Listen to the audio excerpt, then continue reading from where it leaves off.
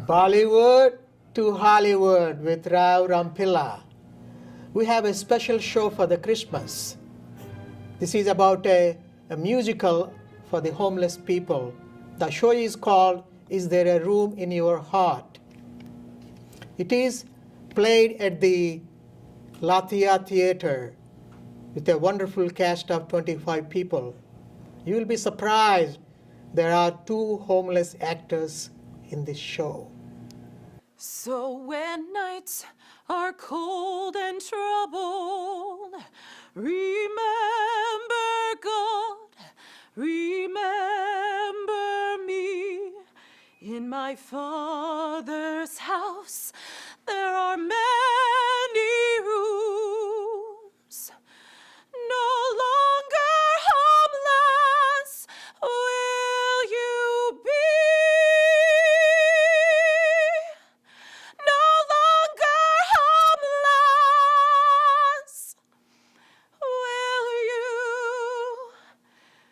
be. Welcome. Thank you. Thank you. It's good to be here. Here we have Siri, right? Yes. Thank you. Thank you for having us. So tell me about this show. Okay. So the show itself is There Room in Your Heart, began in Kansas. Cynthia and Michael Marion wrote the show, and they wrote the music for the show. And Sarah Evans, who's one of our producers, and she's also an actress in the show, brought the show and the script to New York to have it produced at Teatro Latea at the Clemente Soto Vélez Cultural Center. Where they located? They're located at 107 Suffolk Street between Rivington and Delancey Streets. That's my old theater. Yes. I used to play some shows there. Oh, nice. And who are the other actors? Great. So joining me today are Salim Gandal Yes. and Casey Jones, who are also actors and singers in the musical. Welcome. Thank you. Thank you. It's good to be here. And any of them homeless? Well, none of us are currently homeless, but I don't know, Casey, if you would feel comfortable sharing. Absolutely. When I was younger, I had a situation when I was about 12 years old where we were without a home for a while. So that was a big experience for me, and that's I've been really actively working for the homeless since then. And also in February of 2008, my apartment burned down. So literally, I was homeless right then. But that is the reason I decided to move to New York City. So it was the next day after my apartment burned down. Is that what prompted you to be in the show? Sarah Evans, she goes by Seven. She is she's a friend of mine. She's the one who brought the show here, and she told me about it. And I just have such a strong heart for the homeless that I decided I wanted to audition. What role do you play? I play a homeless woman. Play a homeless man. Is there room in your heart? Is there room in your heart for one who lost her way without a place to stay? Is there room in your heart? Is there room in your heart for one who can't survive unless your love's alive? Is there room in your heart?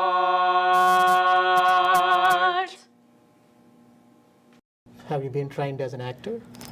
This was my first audition, so luckily I got it.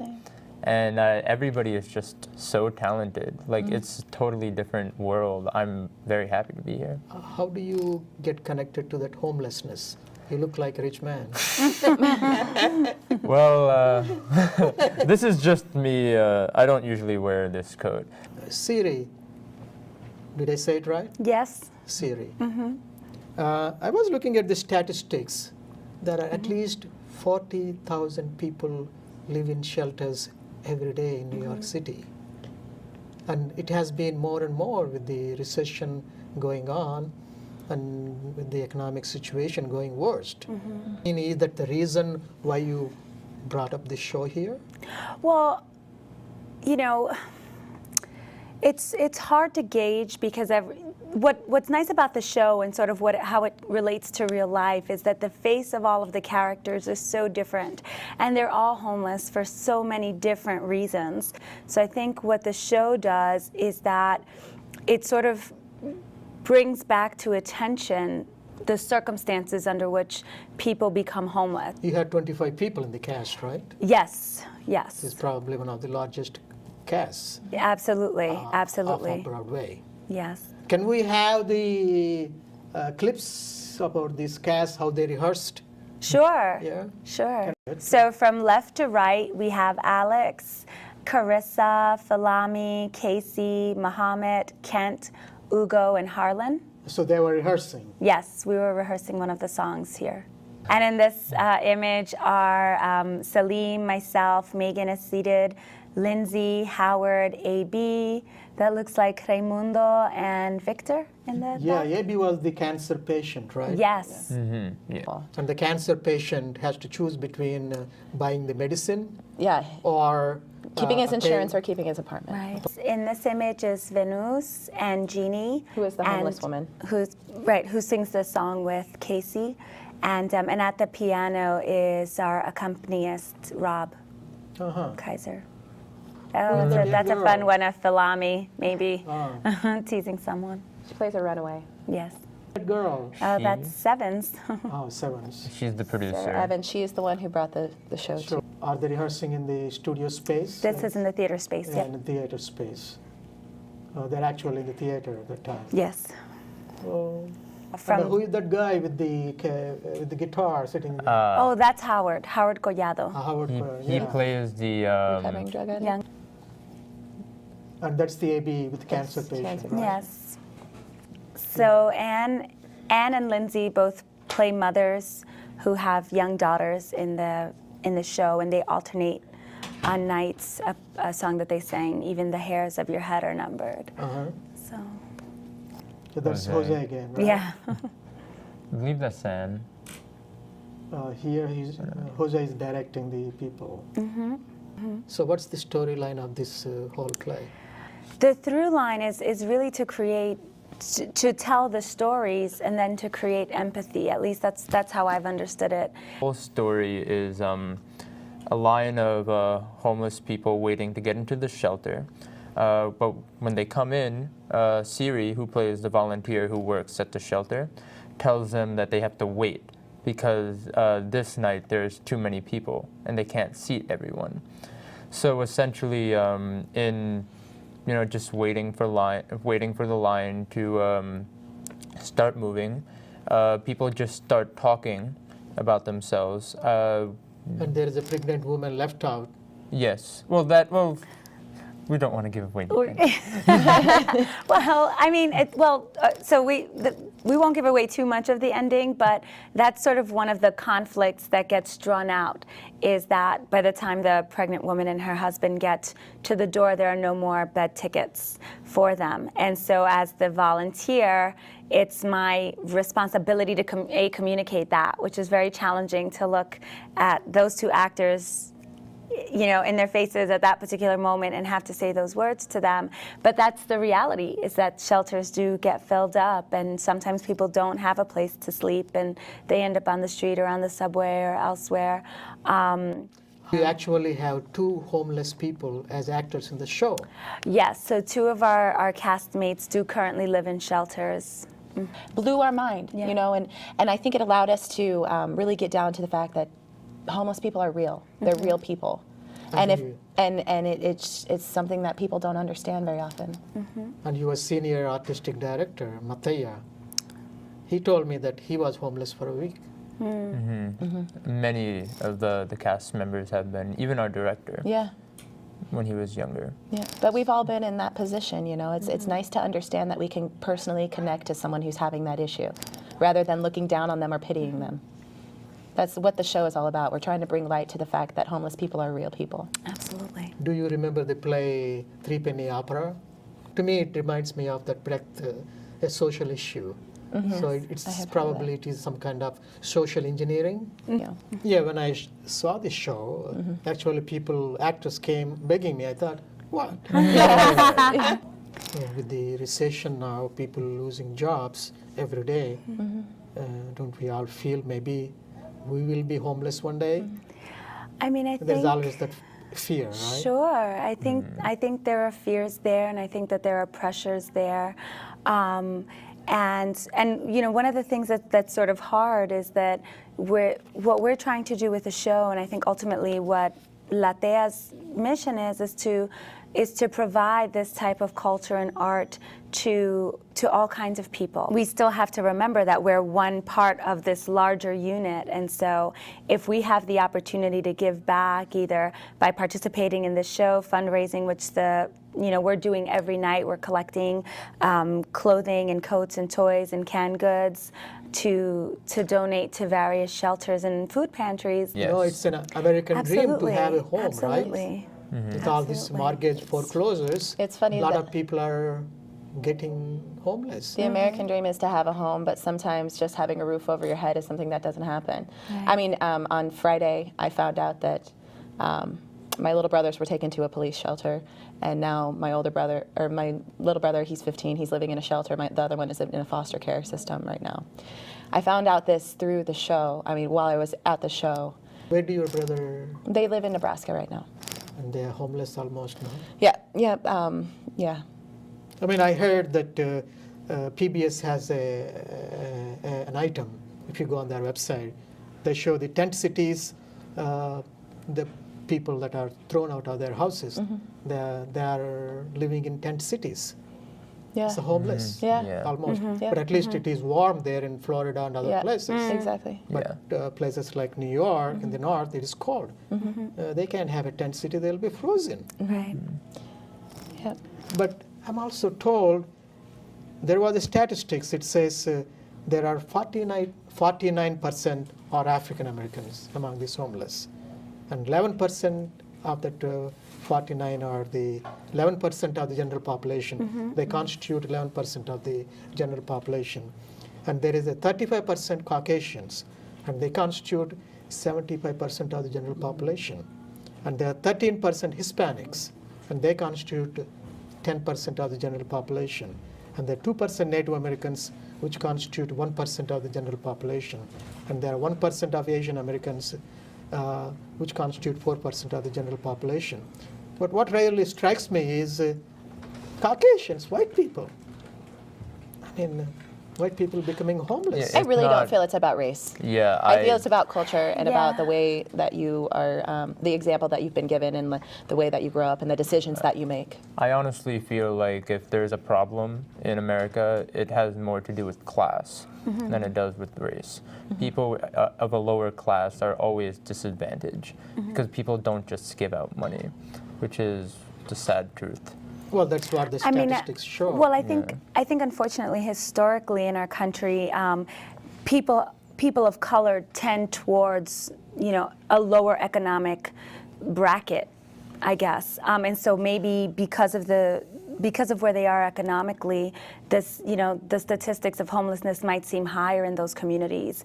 But I think if we sort of took race or ethnic background out of the equation and just looked at the percentage of our national population that's homeless, the numbers are pretty staggering. And I think that economic disenfranchisement has a lot to do with access to education, has a lot to do with how wealth is sort of distributed in our country and how much access people have in general. So I think there's a relationship there, an economic and an ethnic. There's sort of like a relationship, but So you agree with Brecht? It's a class struggle, yes, right? Yeah. yes, absolutely. The haves and the have-nots. Right, And by here it. we are celebrating Christmas, and there are a lot of people who don't have Who won't have a Christmas home. this year? Yeah, And some of the people may be freezing. right. I think Some other I think people it's may be extremely dying. important to bring to light the fact that a lot of the times it is a decision you have to make. You can have all these things happen to you, but personally, living the way I've lived, you have to make a personal decision to change your life. And you can do that no matter how hard it is. Even if you have to start at the bottom working at a McDonald's or working at, something that is really hard for you to do, or the pride, let go of your pride. All you got to do is make a decision to change your life. But sometimes people want to work and there's no work. Exactly. I'm not saying that that's not the same for everybody. I'm just saying for a lot of people, they do tend to make an excuse for what their situation is. It is a decision. Make a decision to find a job. Keep on looking for one. You know what I mean? And you think there is a hope. Absolutely. I The feel that there's show- 100% hope. Is the show provide a hope? Is there a solution the show Yes, provides? absolutely. Absolutely. If anything, it provides a lot of hope. Yeah. Yes. Kind of what? What kind of hope? What kind of solution? But there's there's a change. There's a change to be made. Like life does not have to be like Right. that. You know, it brings to light, you know, so many, like for me, it brought to light that I take a lot of things for granted. Even though I've had a hard life, there's still somebody that always has it worse. That's the hope that I found in it. It's that, you know. You got anything to say? Well, I don't want to give away anything, but I'll definitely say that part of the hope is that you're not alone. Yeah. How And about you? that's always important to remember, even when you're in a dark situation. Yeah. How about you? And that even one person can make a difference. Even one person, that one, you know, one person who takes a trip to a shelter, that one person who makes a donation, every one person becomes 5, becomes 10, 20, 100. And so if we all take individual action, then there will be a greater impact. Please understand why we're this way. All we ask is to live one more day. We have an actor just coming and joining us. You are really a homeless actor, right? I lost everything. You know, I wasn't able to pay my rent, and I have a son. He's 18, and I had to make a decision: either just roll over and die, or keep going in life. And I guess looking at my son, I said I have to keep living for him. You know, because I didn't want my son to say, well, mom gives up, I could give up too, you know. I want my son, instill in my son that strength and determination in life is how you make it, you know. And yes, things happen, you know. You cry about it, because you wouldn't be a human being if you don't cry, right? You cry about it and you stomp and rave and be angry, but you have to find that little something in you to say, I have to keep going on. How do you feel joining this play? How did you get involved? I was tricked. So you were tricked. Yeah. Who tricked you? My best friend, Andre Chulisi Rodriguez, he's another cast member. He's like, oh no, we just a play, you know, about life, you know, Jeannie, you know about life. I said, of course, you know. So I'm sitting there, and we go into audition, and the first thing was just singing, right? So then I got picked for the show, for the play, and I'm sitting there, and I read the title, Is There Room in Your Heart? I'm like, Andre. He goes, what? So I was looking at, I said, Andre, what is this about? And he goes, no, well, it talks about homeless people. So I'm like, okay, God is doing something to me, but that's okay. I'm gonna suck it in, right? So I'm thinking, oh, I'm probably just gonna have a little small part, you know. No. 7 says, and you're playing the homeless woman. So I sat there and I said, I'm going to kill you. And he goes, you always want to kill me. He goes, shut up, just read it. And then when we start reading it, right? Yeah. A bunch of us started crying. And I started crying. And I said, God is doing something to me. God is doing something to me. And then when we get to the song, it gets worse. So I said, okay, it's a cleaning process. I took it as a cleaning process, you know, as a healing myself, you know. Do you feel better after doing the play or being in the I play? do. I can't tell you I don't stop crying. I can't tell you that it's just a play. I can't tell you that because I live it, you know. And my cast members that don't live it, they feel like they're living it, you know. And sometimes life puts you in situations to open your eyes, you know, and my voice is my gift. And if I have to use it as an instrument to talk about it, then I will. I'm not really good at talking about it, but you know, I'm a woman. I have no education. I just went back to school. I am 43 years old, and I'm very proud to say it. And I went back to school, and I'm learning. I'm still learning. You know, I didn't have the opportunity when I was younger. I have the opportunity now. You know, but this is my gift. Well, what you studying? I'm human services, actually, social work. I want to go into social work. There's people that need, especially ethnic Spanish-speaking people, they need help, you know, and I'm striving for that. How does your son feel about it? Oh, my son, forget it. I took him to I didn't want to take him, but I kind of told him, Bobby, it's about, you know, homeless people and stuff like that. He goes, Mom, if you're doing it, I'm gonna go.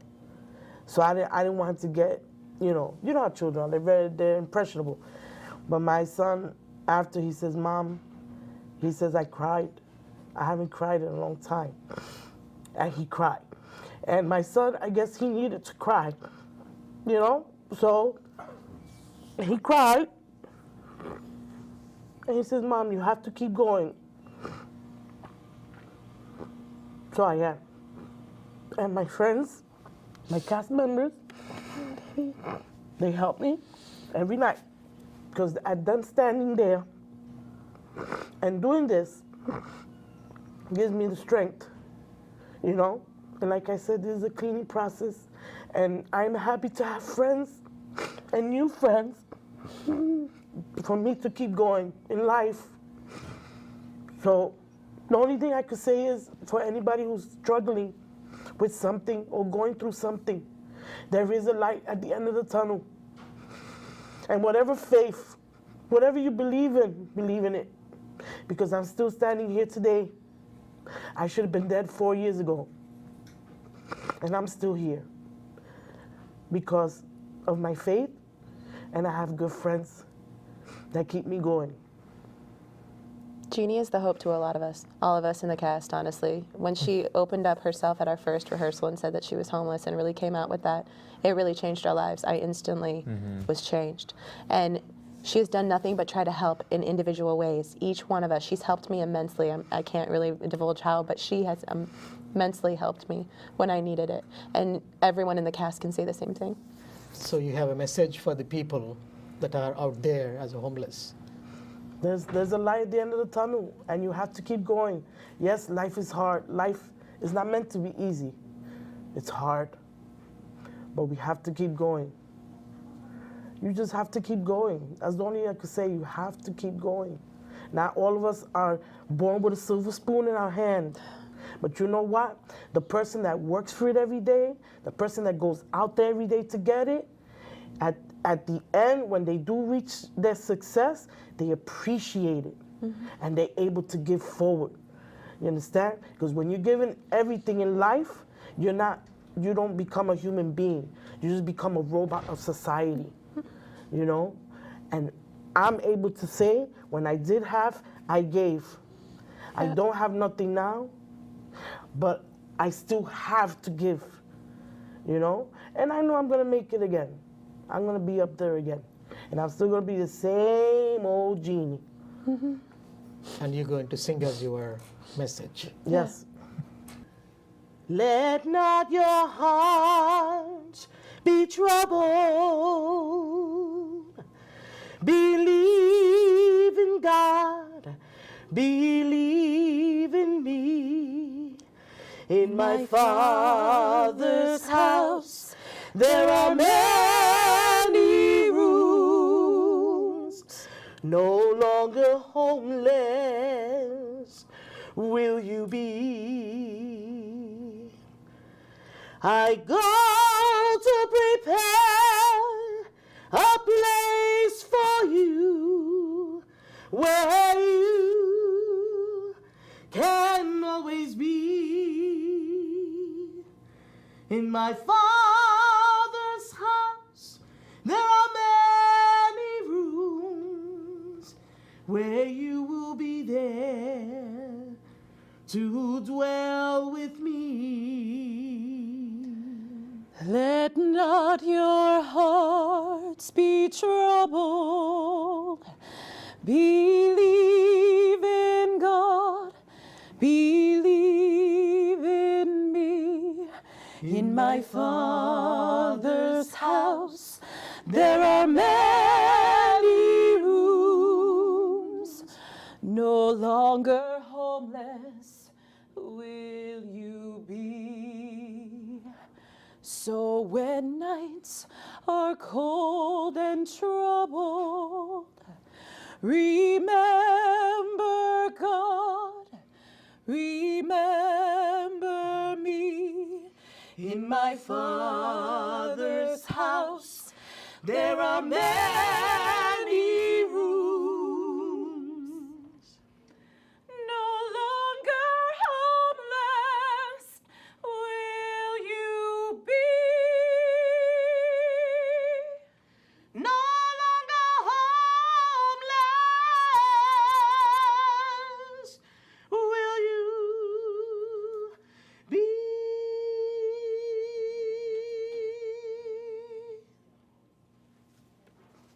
Thank you. Thank you all. Thanks for coming and sharing your heart to the people out there. You know, this is Christmas. Yes. And for all those people who are watching this show, please share and help the homeless people and show your heart. Thank you. You all have Merry Christmas and Happy Holidays.